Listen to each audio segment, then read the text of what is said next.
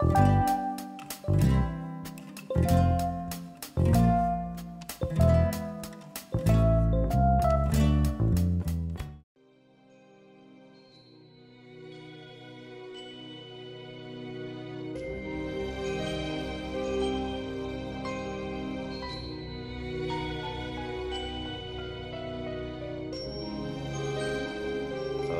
suis arrivé ici avec plein de projets en tête, dont celui-ci que j'ai mis au point dès la deuxième année. Ça fait 3 ans que je le fais, la classe Harry Potter.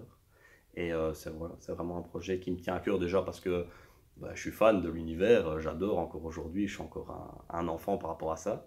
Et voilà, vivre dans cet univers que j'ai pu, voilà, j'ai eu des autorisations de ma direction pour décorer un peu plus ma classe qu'à l'accoutumée. Et voilà, les élèves vivent toute l'année là-dedans et moi aussi, du coup, 6 heures par semaine. Je pars du principe qu'en fait, un élève, pour bien travailler, il doit être motivé. Et pour être motivé, moi, c'est l'univers que j'utilise. On a fait de la création des 4 maisons. Ils ont été répartis, ils sont passés devant le tableau, ils ont dû se présenter. J'ai mis le choix-peau sur leur tête. Les liens se sont très vite créés parce qu'en début d'année, on fait des petits jeux où les équipes sont importantes. Et du coup, on voit déjà qu'après 2-3 semaines de cours, il y a un lien qui s'est réellement créé entre les équipes. Et après, on fait des jeux, voilà, tout au long de l'année, les équipes comptent. Et comme je leur dis toujours, la classe Harry Potter, c'est comme un fond d'écran sur un ordinateur.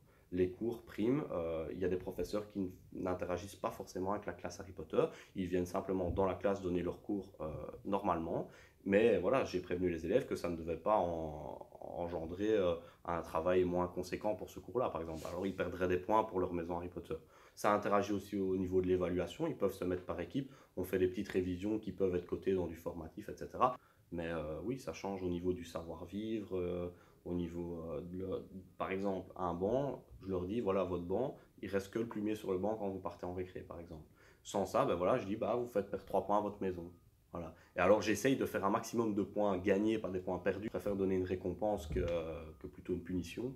En dehors de la classe Harry Potter, par rapport au cours de géographie, j'aime bien aussi, enfin j'aime bien la caméra et tout ça, j'aime bien aussi, j'ai une chaîne YouTube, donc j'utilise pas mal ce procédé-là, par exemple, pour faire des révisions pour les élèves. Et au début, c'était un simple PowerPoint animé, et puis en creusant le sujet, j'ai commencé à trouver d'autres programmes, à me perfectionner, à faire des petits films d'animation, etc., pour le réexpliquer. Et c'est quelque chose qui passe très bien. Maintenant, j'ai quasiment tout mon cours qui est également en vidéo.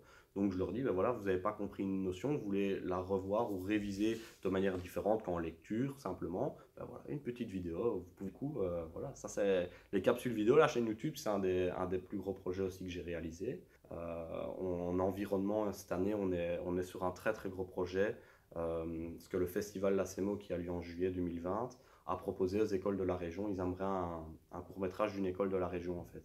Il y a également le journal positif aussi qui a été bien accueilli par mes différents réseaux où en fait on s'était fait la réflexion, on s'était dit, il y a un élève qui est venu une fois en cours en me disant monsieur quand on regarde vous nous dites regarder les infos etc pour en parler mais quand on regarde les infos c'est tout le temps négatif en fait. Et je dis bah, ce serait une bonne idée si on faisait notre propre journal mais en parlant que de positif. Ils ont commencé à chercher des infos sur leur téléphone, sur des tablettes dans les classes, ils pouvaient prendre un ordinateur. On a commencé à creuser le sujet pendant plusieurs semaines. Et voilà, on a fait ça ensemble, un avec chaque classe. Donc c'est un projet qui peut continuer. En fait, on peut en faire plusieurs. On ne va pas faire que ça sur l'année parce qu'on est en train de créer un autre gros projet. On est en train de créer un escape game. Et du coup, on s'est inspiré de quelques films, quelques youtubeurs qui avaient décortiqué un peu le sujet pour nous. Et puis, on est en train d'en travailler. Ils créent des énigmes eux-mêmes. On regarde un peu un cadenas qu'on pourrait créer ou des combinaisons à créer. Comment faire pour cacher des éléments dans une pièce. Quel thème choisir. Et voilà, ils ont plein d'idées. Et donc, voilà, j'espère réaliser ça. Alors aujourd'hui, donc j'ai invité les élèves à faire une révision. Donc, on est à l'approche des examens. Et le meilleur moyen pour moi de réviser, c'est de réviser en jouant. Donc pour ça, j'utilise l'application Kahoot, qui est une application en fait où je crée un questionnaire à l'avance que je projette sur le tableau. Ce questionnaire lance des questions avec des petites musiques, etc. pour donner un petit peu de suspense et 4 réponses. Et les 4 réponses se trouvent sur les téléphones des élèves.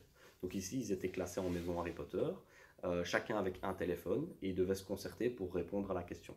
Alors j'ai des questions très générales, de culture générale, et puis des questions un peu plus précises, des lieux à retrouver. Et alors, il y avait des questions où on peut varier le temps de réponse et ils devaient par exemple chercher avec leur atlas des villes, retrouver les pays de certaines villes.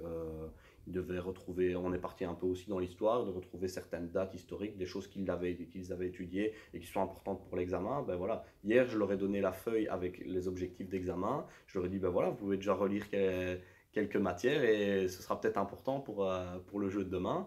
Et voilà, du coup, la conclusion d'aujourd'hui, ben, c'est que je suis très satisfait de cette révision. La plupart des élèves maîtrisent quasiment à la perfection la matière déjà qui sera demandée à l'examen de Noël. Donc, le gain pour les élèves, en fait, je pense pas qu'ils s'en rendent compte eux-mêmes, qu'ils apprennent.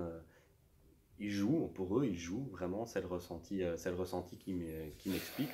Et ça veut dire que pour jouer, il y a des matières à maîtriser, donc ça veut dire qu'eux-mêmes, ils étudient déjà à l'avance. Je dis, voilà, vendredi, on fera peut-être un jeu si on a fini la matière. En classe, ils travaillent comme des dingues pour terminer la matière. Ils l'ont déjà potassé pour le vendredi, pour le jeu.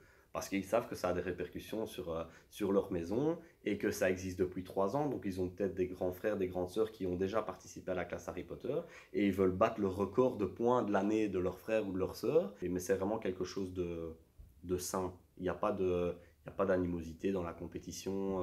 J'ai des parents qui m'écrivent sur les réseaux, j'ai plein de commentaires positifs et je pense que quand on se donne à fond comme ça dans son métier, quand on peut avoir que des retours positifs. Et les retours positifs nous motivent encore plus à nous donner à fond, donc c'est un cercle positif en fait. Et je pense que si on n'a pas assez de retours, on peut être démotivé ou ce genre de choses. Mais moi, j'ai la chance d'avoir une direction qui me suit dans tous les projets. Donc voilà, je les remercie pour ça et ça me permet moi d'en faire plein. Les élèves adorent et voilà.